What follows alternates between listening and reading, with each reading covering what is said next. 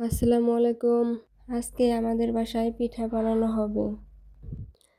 ঋতু বদলায় কিন্তু মায়ের হাতের পিঠার স্বাদ বদলায় না। গরমের দিনেও খেজুরের গুড়, নারকেল, তিল ও ময়দার গ্রানে যেন আমরা শৈশবকাল ফিরে পাই। আমাদের গ্রামে পিঠা শুধু শীতকালেই না, যখন মনে চায় তখনই বানানো হয়। এটা আমাদের এখানে সেপাকন পিঠা বলা হয়, আমাদের আঞ্চলিক ভাষা। হয়তো এই পিঠা অনেক জায়গায় অন্য নামেও চিনে, আমার জানা নাই অন্য কী নামে আর বলা হয়। আমার জানা নাই। কেউ যদি জানা থাকে অবশ্যই কমেন্ট করে জানাবেন। মিষ্টি পিঠার মধ্যে একটা পিঠাই আমার পছন্দের, আর কোনো পিঠাই আমার ভালো লাগে না তেমন একটা। আমার মতো কার কার এই পিঠা অনেক পছন্দের। তবে আমাদের এই পিঠা গ্রাম ছাড়া শহরে পাওয়া যায় না।